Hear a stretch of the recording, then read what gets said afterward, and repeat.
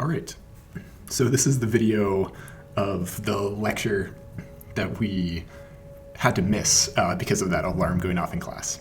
So yeah, we'll just do this on an iPad in my office.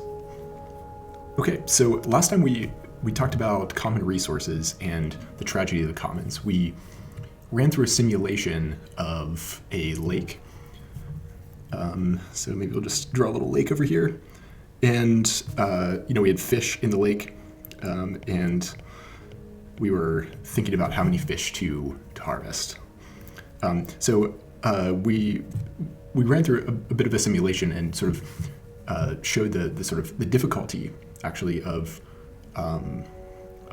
maintaining a population of fish in a lake when we can't observe what others are doing and we don't have a lot of great ways of communicating. We played 2 rounds of this thing. The first one we didn't have any communication, so everyone was playing anonymously and without plan. And then we introduced the second version, sort of following Elinor Ostrom's work, showing that when we're allowed to sort of form norms, we can actually solve some of these problems. But there's a bigger kind of problem like this when we have these types of problems globally, when there are many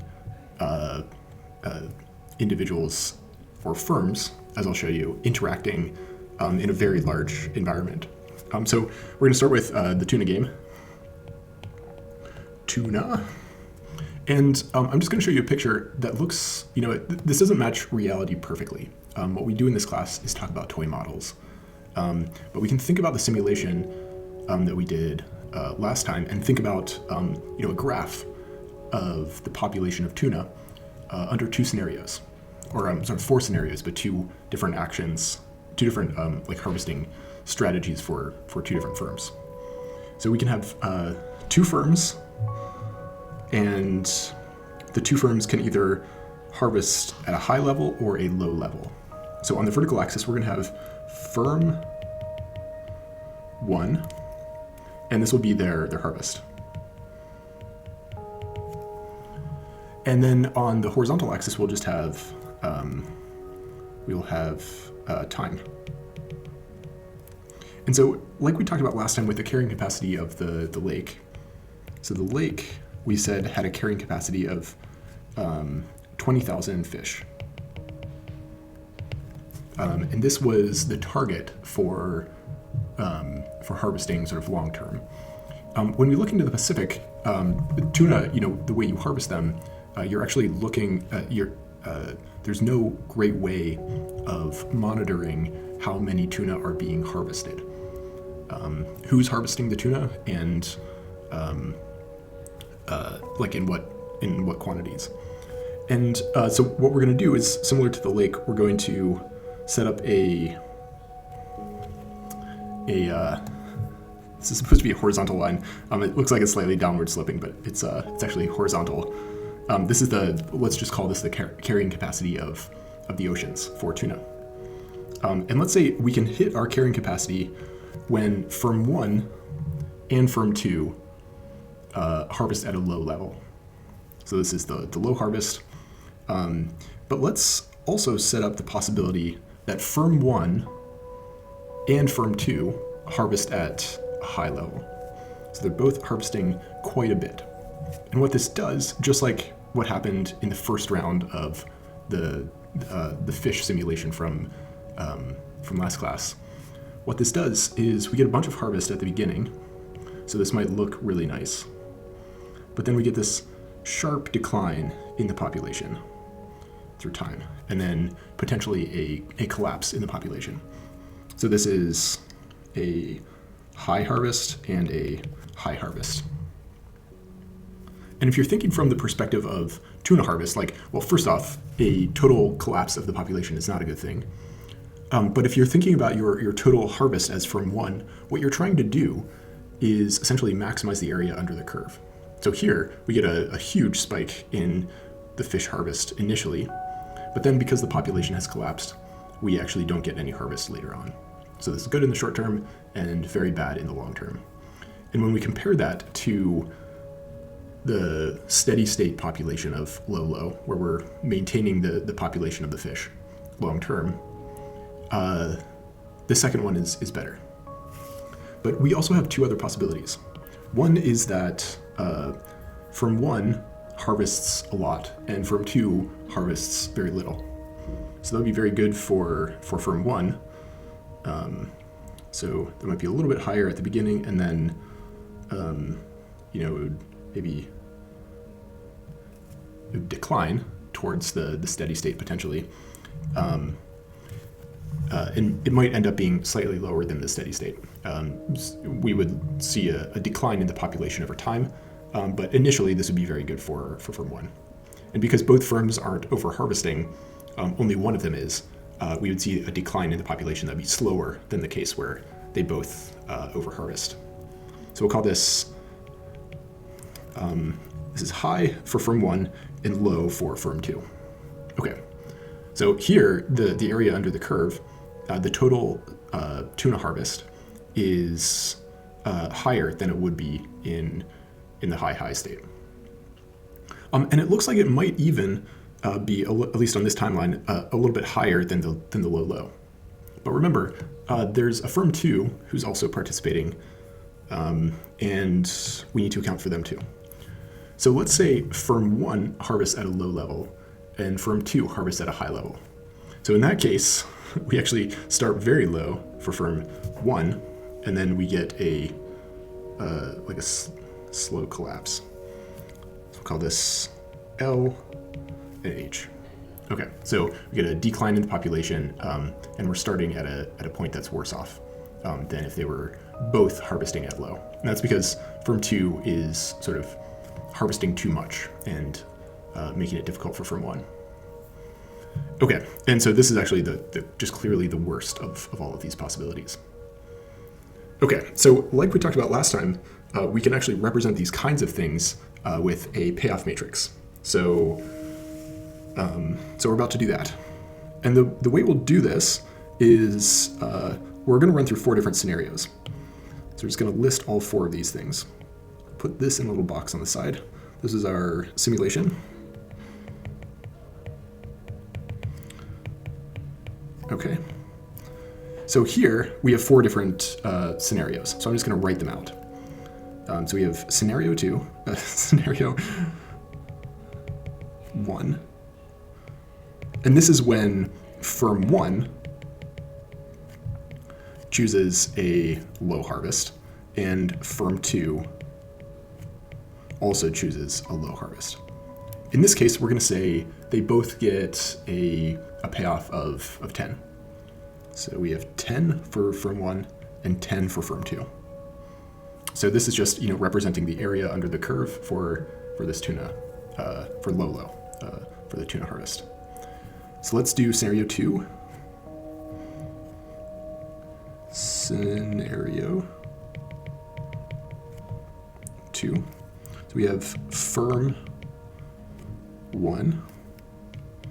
And we're going to say this is the second scenario we considered. So this is firm 1 choosing high, firm 2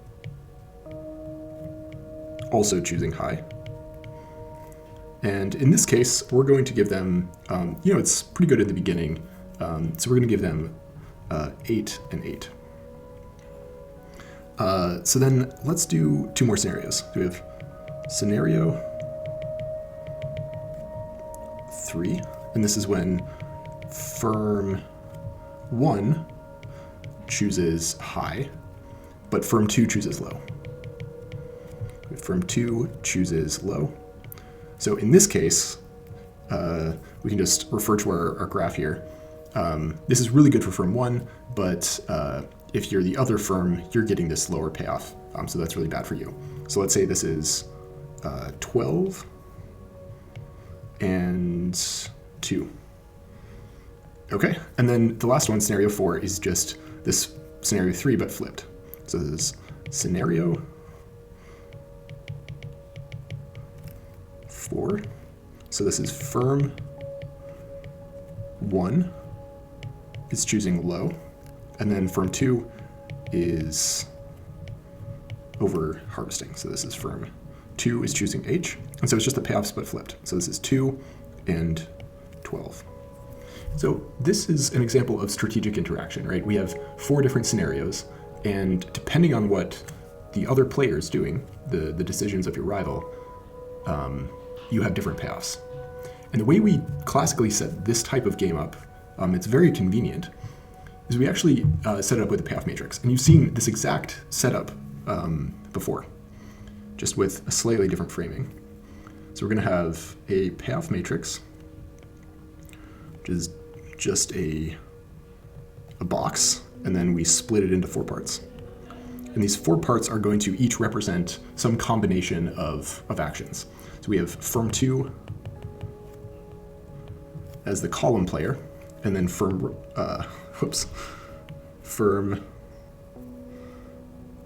1 as the row player. So we can have a low harvest and a high harvest, and this is true for both players. If both players choose the low harvest, then they get the steady state, which is 10 and 10. If they both choose the high harvest, they both get 8. If firm 1 chooses low and firm 2 chooses high, firm 1 gets the low payoff and firm 2 gets the high payoff, and then if it's flipped, then it's flipped. So that's 12 and 2. Okay, so now we can just evaluate this using our game theory tools, which is very nice.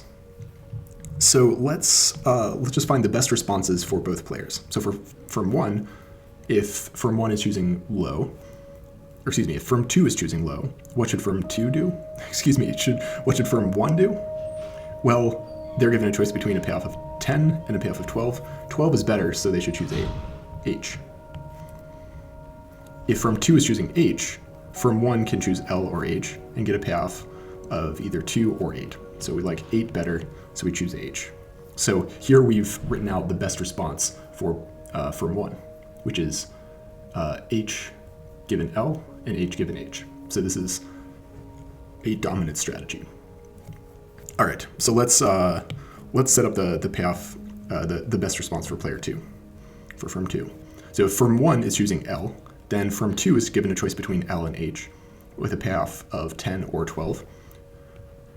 We like 12 better, so we choose H. And then again, firm 2 choosing H, firm 2 is given a choice between between L and H and a payoff of 2 and 8. And so we choose 8. Or we choose H, which gives us a payoff of 8. So let's find the Nash equilibrium.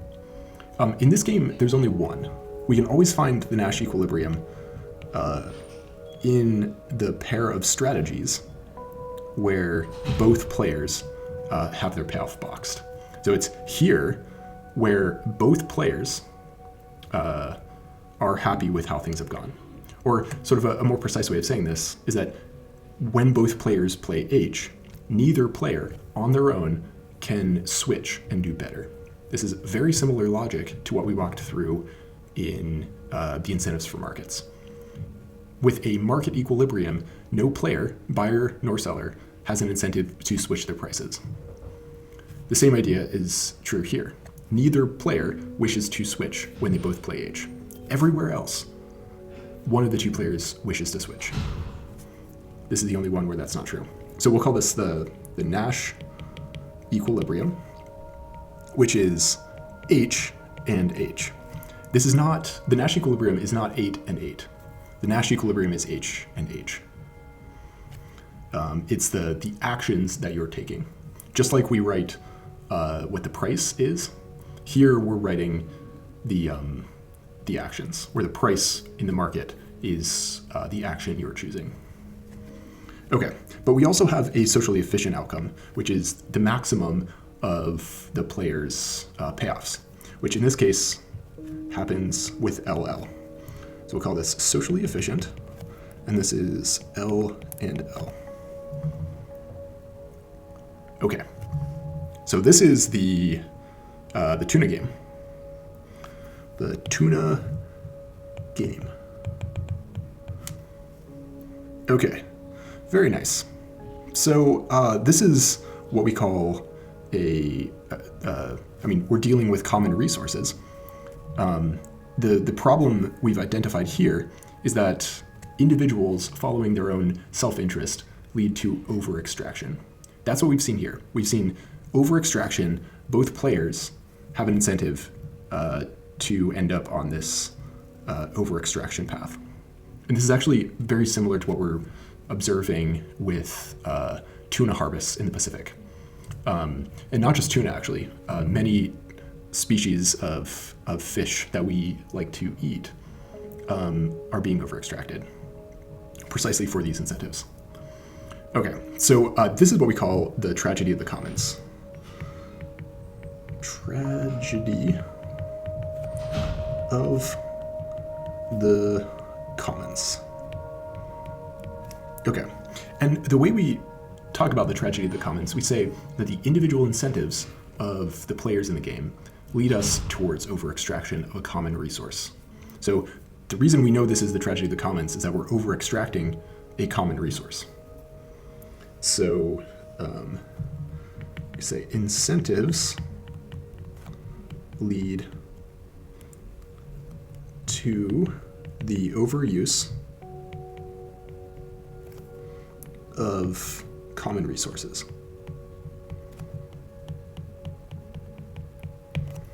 Okay, so that's the tragedy of the commons. And we're going to contrast this with a different phenomenon in just a second.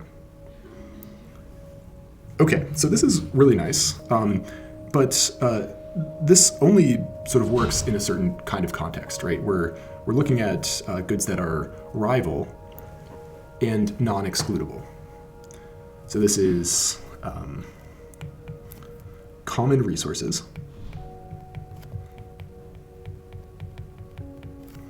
are both rival and non-excludable.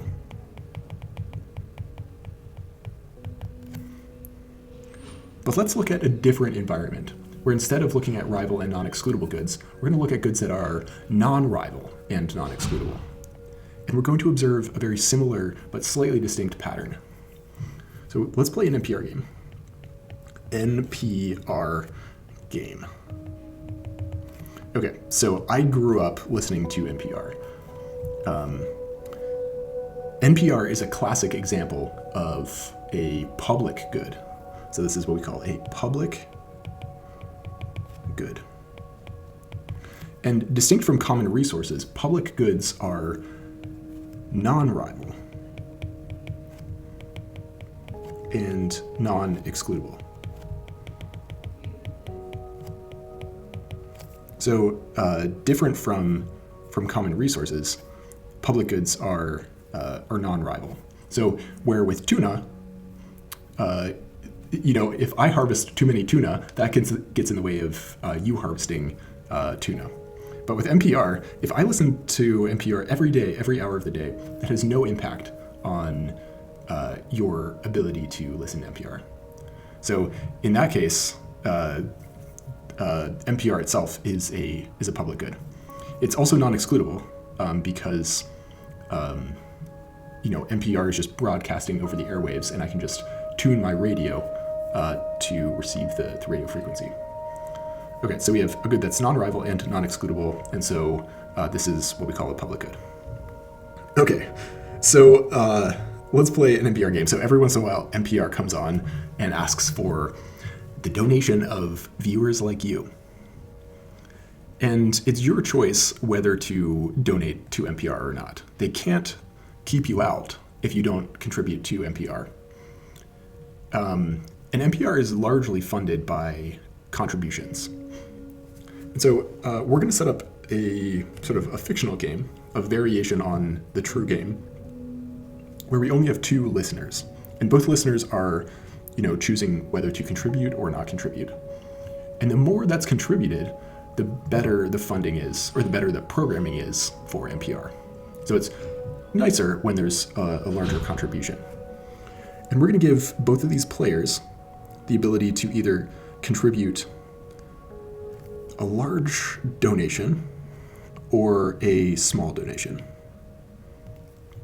All right, so we have a 2x2 matrix. We have player 2 as the column player and player 1 as the row player. We can either contribute or don't contribute. And we can do this for both players. If both players contribute to MPR, MPR gets a large quantity, value of funding, and that can improve the quality of their programming. And this is nice for both of the two players. Both players like the quality of the programming to be high. So we're going to give them both a payoff of 20. And then, but to do this, they're both giving up $15 in value. So player one, seeing that player two has contributed, sees that there's some funding coming from the other player and thinks, what if I were to not contribute? Well, in this case, player one gets to keep the $15 of contribution. So we get $15 of contribution, but that means we get half of the value of the programming that we did before. So where the value of the programming before was 20, now it's only 10. So I get to keep my contribution, just put that in my pocket instead of giving it away. So I get 15 extra dollars, but I also get a lower quality of funding. So in this case, for player one, this is a payoff of 25. Now for player two, they don't keep their contribution. They've actually contributed it. So in that case, they only get a payoff of 10 because they're giving up their contribution, but they're getting the niceness of medium quality funding from MPR.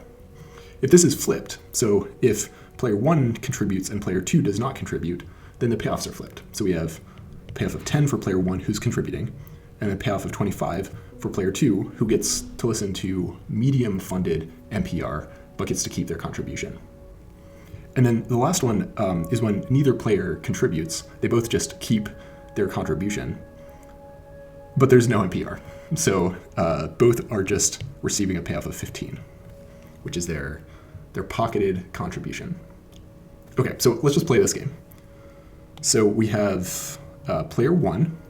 If player two is choosing to contribute, what should player two do? Well, they're given a choice between C and DC, which gives them a payoff of 20 and 25. So we should not contribute, and we'll put a box around their payoff associated with that response. Okay, and then don't cooperate, don't contribute. Player one should not contribute. 15 is greater than 10, so they should not contribute. All right, so let's look at player two. Player one chooses to cooperate. Player two is given a choice between cooperate and don't cooperate, and that gives them a payoff of 20 or 25.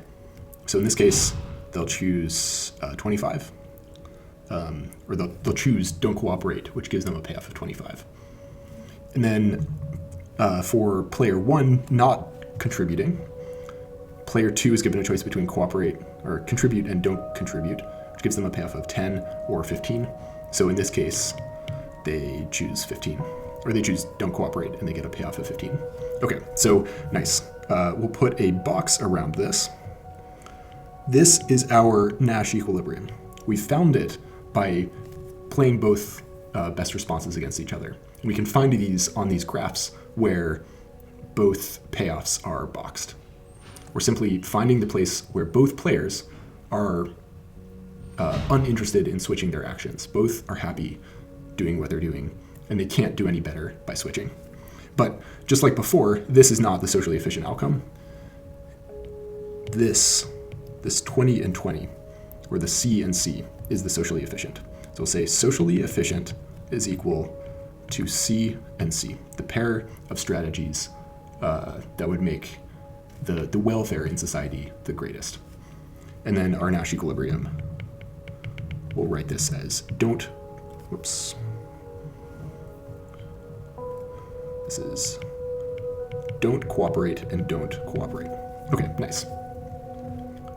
So again, we have the same type of setup. In fact, the two matrices look nearly identical between these two. The only difference is that in one, we're dealing with public goods that are not rival, and we're thinking about whether we contribute to their funding. And in the other, we're looking at goods that are rival, and non-excludable. So in both cases, the common characteristic is that these goods are non-excludable, which you'll remember is essentially one of the characteristics of externalities, like we talked about in Part C. Okay, now this is all fine.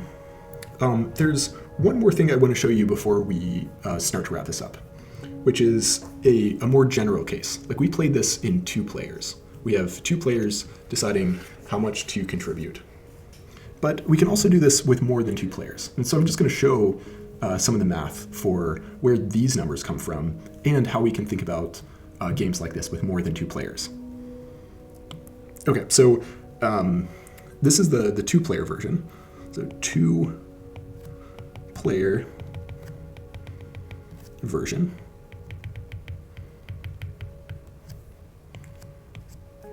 But let's do a 3-player version. So 3-player.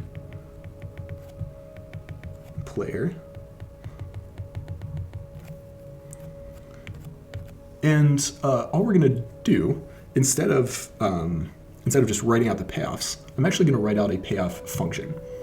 So we have a payoff for player 1, which is equal to the following. We're just going to look at the total contribution of everyone in the game to NPR. So this is the contribution, so we're going to call this C, and then we're going to call it C subscript 1.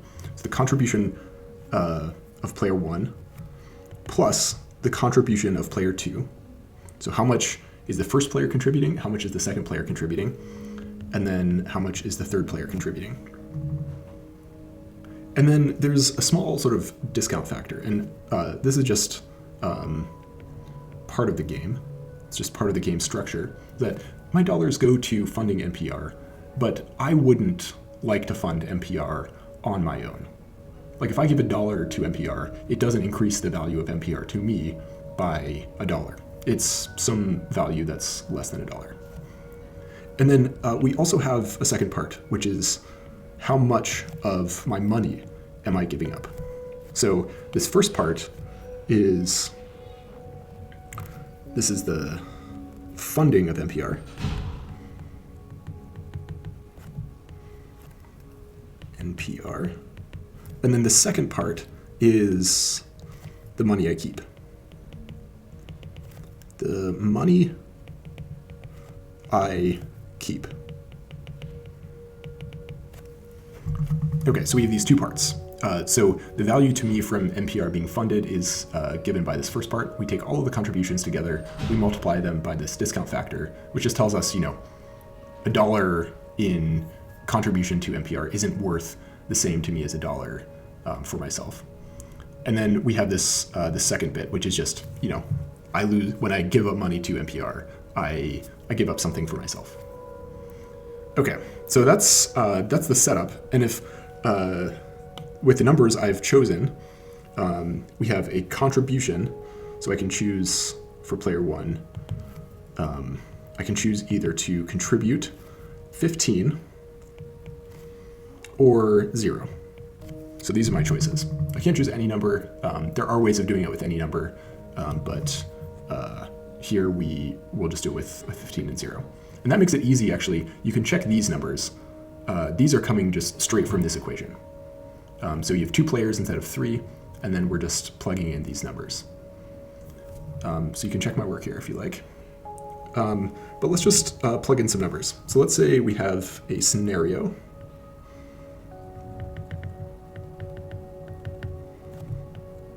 Scenario 1, and we're just going to do maybe 2 of these.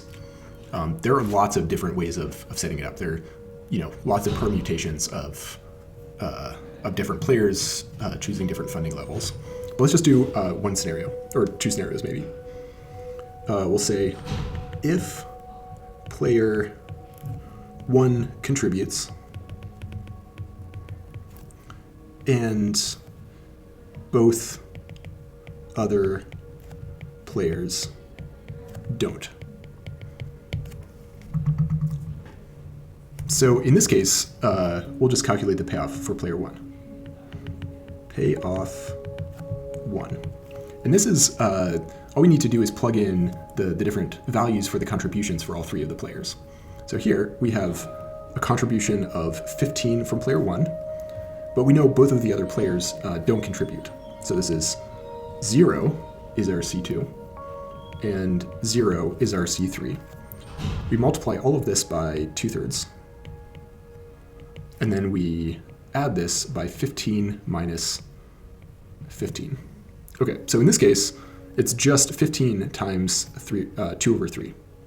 So this is just equal to 15 times 2 over 3. So this thing is 0, and then those are zeros, so they all just go away. And then this thing is, equal to 10. All right, so we have a payoff of 10 if we're the only ones who are contributing. And that actually matches this number, even though this is a 2-player game. Let's do one more comparison, maybe. Let's do scenario 2, and this is all players contribute.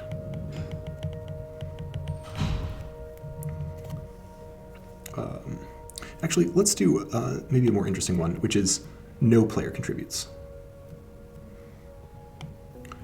No player contributes. All right, so in this scenario, we just plug in zeros everywhere for C. So this is a payoff for player 1 is equal to 0 plus 0 plus 0 times 2 over 3 plus 15 minus 0. So it turns out the first part is just 0, and then we have 15 minus 0, so that's just 15. Okay, so comparing these two things, if none of the other players are contributing, then we should not contribute. It's better for us to not contribute when everyone else doesn't. Okay. And we can run through a bunch of examples like this, but the reason I bring this up is just to show you that we can do these types of games with more than 2 players. And we can do it with math. So we can set up these payoff functions. So if you're interested in these kinds of games, there's a whole world for you to explore with this stuff. This is just some baby game theory. Lots of good stuff for you. Okay. So this thing with public goods, where the Nash equilibrium does not achieve the socially efficient outcome, this is what we call the free rider problem. So this is free rider problem. So in contrast to the tragedy of the commons, in the free rider problem, incentives are leading us to under-contribute to public goods. So incentives lead to the under-provision, just fancy terminology for saying we're not doing enough of the thing, under-provision of public goods. Okay, so this happens when we have public goods, and this happens when we have common resources. All right, very nice. So, we might be wondering, how do we sort of fix this problem? And there's not we don't have, the type of solution we do with corrective taxes when we have externalities. But we have one type of approach, which is with voting. So our last example here, we're going to talk about a memorial to Dobby, the heroic house elf. Sorry to spoil it to you, but he does not survive to the end of the books. Okay, so here's our memorial to Dobby. Memorial to Dobby. And you can imagine, we have Hogsmeade, and then sort of the town center, we have our memorial. Okay, so there's a crude drawing of the town center in Hogsmeade. Okay, so, the setup to this question is, we have a proposal to install this memorial to Dobby, but it's sort of costly. So we're going to say this thing costs, so we'll do this in purple, so costs is equal to 100 galleons. And then we're going to set up the individual marginal benefits for 5 different residents of Hogsmeade. So we'll just set these up. So we have Harry, we have Ron, we have Hermione, we have Ginny, and Neville.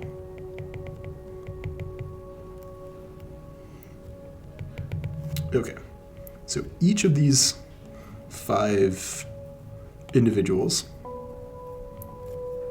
has a willingness to pay. So let me see if I can draw a straight line here. So we'll just represent their willingness to pay in a table like this. So their marginal benefit, which we've also talked about as their demand, but here, instead of thinking about many things we could buy and sell, we're just thinking about one. So here we have, for Harry, let's say Harry has a marginal benefit of 32 galleons. Ron has a marginal benefit of 29. Hermione has a marginal benefit of 24. Ginny, 19. And Neville, 14. Okay, so nice. So we have a table representing the marginal benefits for each of these 5 individuals living around the town square of Hogsmeade. Okay, but there's a cost, right? So it's not free to install this thing. We need to pay a cost. So let's ask some questions about this system. So first off, question 1. The first question we might ask is, if we were to put up a referendum that asked whether each of these individuals were willing to pay $20 extra in property tax, we could ask whether this referendum would pass. We'd put it up for a vote, and then our townspeople would vote, and we would ask, would this pass? So here's our proposal. Everyone pays 20 galleons in property tax. Okay, so let's just check whether this would pass. So first off, we'd ask Harry whether he would prefer, whether he would vote yes for this referendum. He's going to pay $20 extra or 20 extra galleons in property tax, but because he's a marginal benefit of 34, then in this case, he's going to vote yes. So 34 is greater than 20. He wishes this memorial to be built, even though he's paying 20 extra in property tax. The same is true for Ron. 29 is greater than 20. Same is true for Hermione. 24 is greater than 20. But for Ginny, she actually, she prefers her $20 for herself and not the memorial, even though she would like the memorial to be built. So she values the memorial, but just, she has less of a connection to Dobby and doesn't have quite the same value associated with building the memorial. And the same is true for Neville. So Neville would like the thing to be built, but just not more than the 20 galleons. Okay, so this thing, we get a vote of 3 to 2, and so it passes.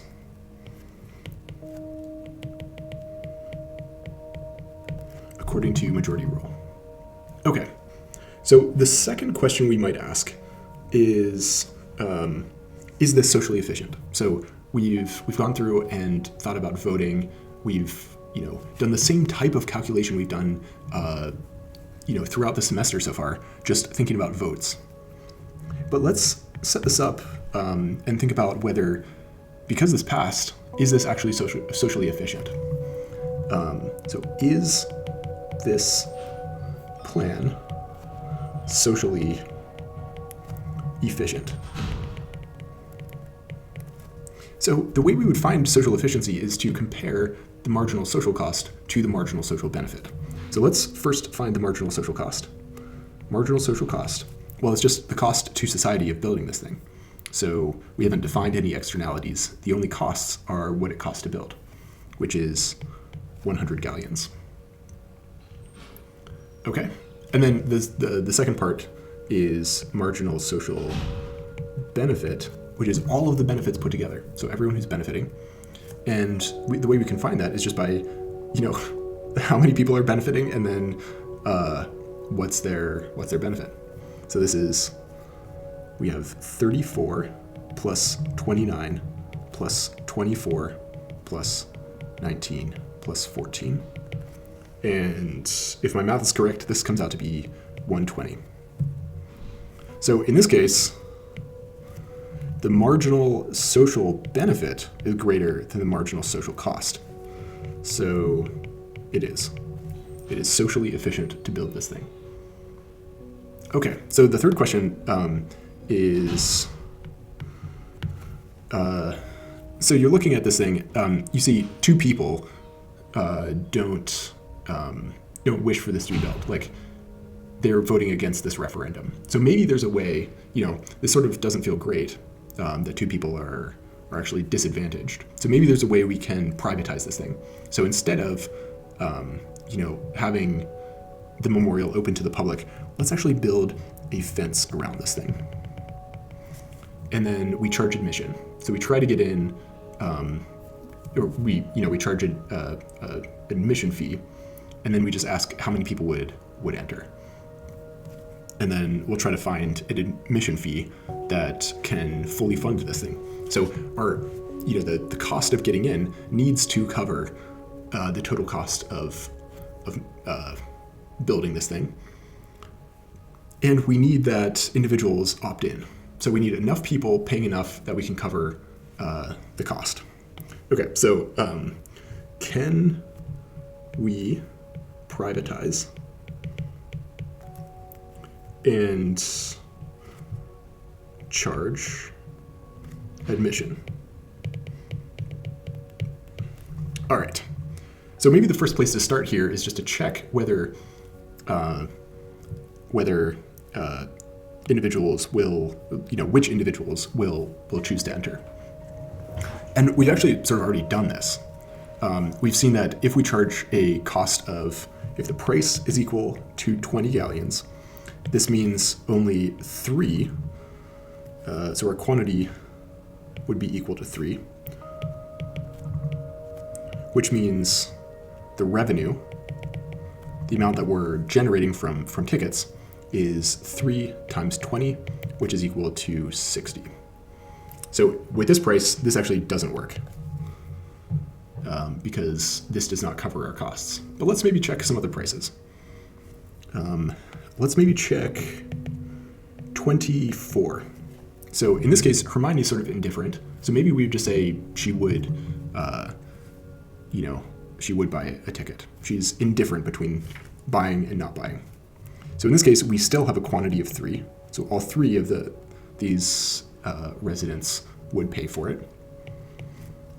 So in this case, we have a revenue that's 3 times 24, which, if my mental math is correct, this is 72, which still is not enough.